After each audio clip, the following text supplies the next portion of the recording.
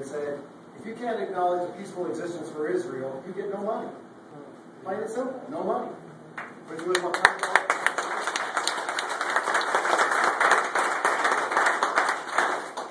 we've even been, I'm probably #1 on big labor's back. I've taken on Davis-Bacon. Why did I take on Davis-Bacon? All government contracts include a 22% bump for big labor unions. To bid on government contracts, 22%. I did 2 of them. Both of them were negated. And it's important to know. The first one we tried to reduce and take it away. That went downhill. And I offered a second amendment in the middle of the night that said we have a 1-year moratorium to allow up to $20 million contracts for all contractors to bid on. Why is that important? Well, all of a sudden, instead of 4 bridges, you get 5 bridges. Instead of 4 miles of road, you get 5 miles. That was the whole beef of the whole deal. And that also does something else. It gets our construction people back to work, which are really hurting right now, one of the highest unemployment rates. And it gets our infrastructure, which is in bad need, getting somebody back to work and getting our infrastructure and transportation back in order. And that went down too. So, I also have to tell you that it's kind of unusual who takes me on. Who liked Paul Ryan's budget? Show of hands. A lot of us did. Well, Paul Ryan didn't vote for my bill. He won't vote against big labor, by the way. He's from Wisconsin. Okay? And he's taking the pledge that he won't go against big labor. So we have to know all our little vices and what goes on. But that's a common sense kind of attitude, is do more with less. Get more done with less. Okay? So we've been very, very busy. In fact, we've been told to kind of slow it down a little bit. So let's go back through the debt ceiling. And I want to make sure everybody kind of knows the whole process. When you elected me, before you elected me, all we were talking about is spending. Okay? And the Democrats are going to come back with spending plans. They're going to ask for another stimulus. And I'll tell you exactly what that stimulus is. Mr. Ellison out of Minnesota is going to ask for $300 billion. Okay? It's already there. We already know what it is. And what they're going to say is, wait a minute, we know what we did wrong. We're not going to give it to the federal government. We're going to give it to the state government. Everything that's in this package that the president is going to propose, you already know about. Okay? So with that being said, we were talking about spending. Not about cuts, spending. So look at a timeline. So the first thing we inherited was no plan at all. In fact, the last Congress didn't even pass a budget. In fact, the Senate has gone 850 days without a plan called a budget. Okay? Don't get me started on that either. But what we did here is we inherited no plan. So we got a CR. Okay? Made some meager attempts to make some cuts. But you have to remember, we're 1/2 or 1/3 of the federal government. We got some cuts. And it'll actually play out bigger as we get down the road. So we started this big vessel turning it around. And it's the same analogy as an aircraft carrier. Out in the middle of the ocean, if you want to turn them around and they're going Okinawa and you want to get back to Hawaii, they're not going to turn right away. They take 15 to 20 miles just to start the turning radius. Okay? So then we got the budget. Paul Ryan and the House put a budget together. We had an RSC, or the Republican Study Club, that was even more aggressive than that one. I voted for both of them. But when Paul Ryan's plan went forward, what we were doing is starting to cut more, showing people that this didn't happen overnight, and that we can slowly make this trajectory change. It's not what we're used to, but you have to remember we're in the minority. And what I say by the minority is, as of April 15th this year, 51% of the people in this country did not pay taxes. Out of those 51%, 38% took money home from the federal government. So we're working with some problems here. We've got to retool and reteach the American public. Okay? So then what we've done is we took our 12 appropriation bills and started working at inland and cutting them down, the size. And then we came to the debt ceiling. Anybody heard about a $500 billion rollover that was due in the first part of August? This is our problem.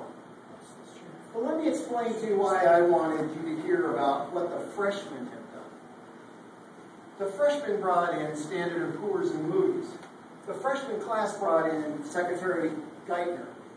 And when he didn't give us the answers, we sent letters to Geithner and to the President. When he didn't give us the answers, we brought the Undersecretary of the Treasury under Bush to explain the debt ceiling, or debt, and how they would pay that.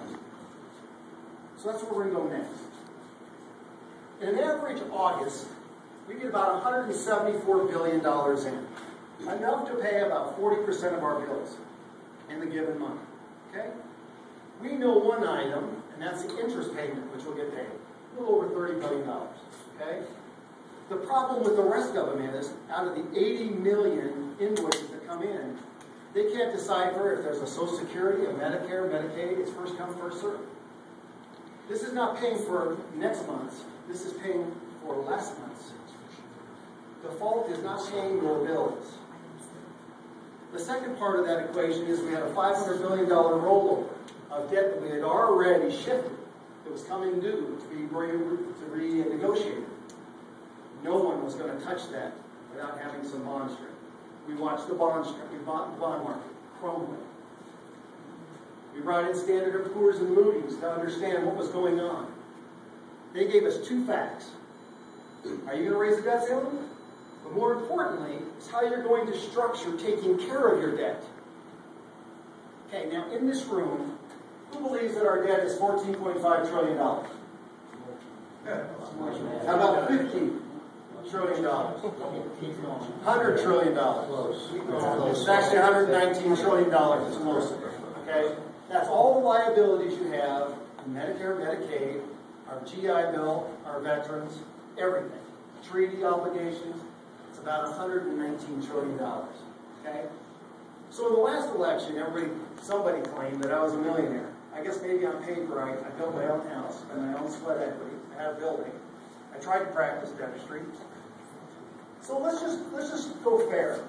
Let's take everybody that's a single person making $200,000, take their money, and every married couple who make $250,000 and above. Let's take all their money. Okay? Let's take everything above those two documents and let's liquidate it. That comes out to be a little over 100% of GDP for 1 year.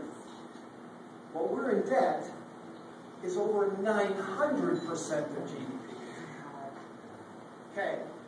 Now, cut all you want out of this budget. You're not going to get your way out of here unless you create jobs. Jobs. Why? Every job's putting money into Medicare funding. Every job's putting money into Social Security. All money is actually building our tax base. We've lost our jobs. That's why everybody's going away. The problem is the federal government. And the problem that you got is the Senate and the President. You've got particularly Mr. Reid, and you got the President. So what did the House do? We cut cap and balance. We love that. All of us love that. Okay? Cut cap and balance makes sense.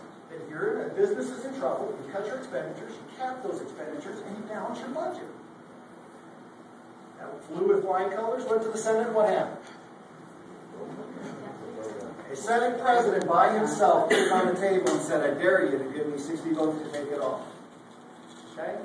Is that bill dead? No. That bill is still alive, time bomb. Harry Reid can strip everything off of that, put his own bill on there, and send it back. So you've got to be careful what you do when you send things. So then we came back again. So we devised another plan called Boehner First Plan. The Boehner First Plan replicates about 80% of the Paul Ryan Plan. When you do things in threes, you teach people, right? So if you can get them to accept things, that's how you're trying to get people back on the bandwagon. Well, that went downhill too, right? So then we came to this big mega session. And what does the benefit out of this mega session? A couple things.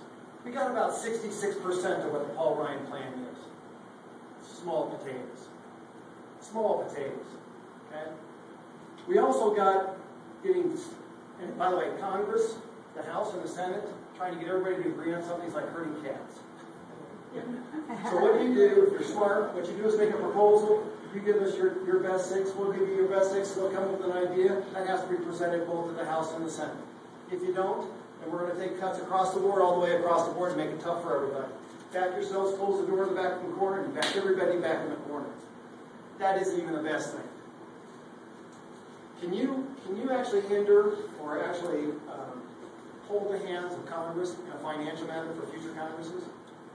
No. Unless you have what? A balanced budget amendment. That's the dream about this compromise. We got the votes on the House side. Now what we've got to do is work on the Senate. There are 5 balanced budget amendments. I'm a co-sponsor on 4 of them. The last one I don't know all the intricacies because it was introduced late. Okay? They go from the 1995 that lost by 1 vote in the Senate. That is key. That is Goodlatte bill. Okay? And the reason it's key is that there are still a lot of Democrats in the Senate and in the House still present that voted for that bill. There's also that same bill with caps and balances. A little bit stringent. There's Justin Amish's. It takes a 3-year averaging like most of us business people do. We'll take our 3 years and average them. Then there's Connie Mack's. It says we're going to start here and every year we're going to cut 1% until we get down to our 18% of GDP among all of us. Now what's genius about it is no one can vote on it until October 1st. It's about a month and a half. I just told you it's not going to be the House. So where do we want to work? The Senate. Particularly who? Those running for re-election. Because the one thing the Tea Party taught us is you can make a difference in the county, you can build it in the state, and across this country. You've got to know people in Nebraska. Everybody knows somebody in Nebraska. Somebody in Nebraska did something called the Cornhusker kickback. Here's one guy to really start on. You can make it hard. Because here's what happens. Once one house votes on it, I suspect it's October 1st, or whatever that closest day of that we have in session there, votes on it, the other chamber must vote on that before December 31st and cannot change it. Cannot change it. We know it won't happen in the Senate. I can guarantee you, we have the votes that it's not coming out in the Senate first. It's coming out of the House.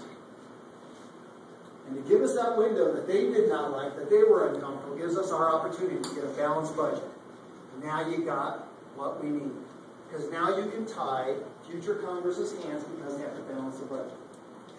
Take a pick, look at it, see which one you like. Teach yourselves about it, okay? There are good things about it, there are bad things about it. Each one of them. That goes in with legislation. But there are 5 of them. And if you want all the names of the people, we can make sure we get those to you somehow, some way. Here's who you contact. Okay? So what I looked at is when it came down proof to pudding, we saw the bond market crumbling. Oh, by the way, who has 401k since the retirement year? Were you willing to lose it all? You were? Not most of Americans weren't. Because at least some economy is better than no economy. And so, with that balanced budget amendment, they had my vote. I'm one of those people that doesn't play politics. I don't. I'm a marker. People come to me and ask me my opinion, and that's what I give. They know where I stand. I don't cheese. There were a lot of people cheesing. Okay? I don't think there was a bad vote. It was based on your conscience, no or yes. I'm happy to be a yes. I wasn't one of those people that cast my vote at the very last second, no. I voted within the first 5 minutes. Default wasn't an option for me, and that's what default was. Those are the things that went behind our decision.